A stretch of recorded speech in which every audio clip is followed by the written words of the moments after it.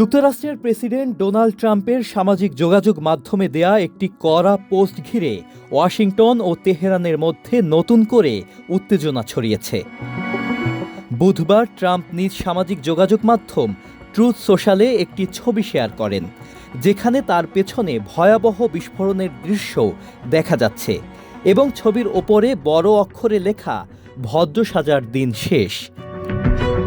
তেহরানকে সতর্ক করে তিনি লেখেন, ইরানকে দ্রুত মাথা খাটাতে হবে, মূলত বাস্তব পরিস্থিতি বোঝা বা সঠিক সিদ্ধান্ত নেয়ার তাগিদেই তিনি এই কড়া বার্তা দিয়েছেন।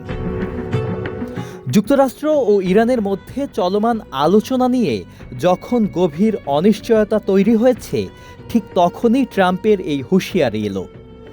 সাম্প্রতিক দিনগুলোতে ট্রাম্পের অবস্থানে এক ধরনের অস্থিরতা লক্ষ্য করা যাচ্ছে।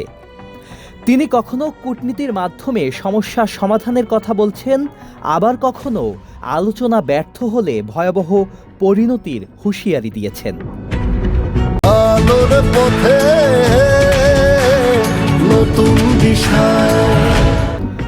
ট্রাম্পের এই দ্বিমুখী অবস্থানে মধ্যপ্রাচ্য পরিস্থিতি আরও জটিল হওয়ার আশঙ্কা দেখা দিয়েছে। Sajid Abdullah, channel I.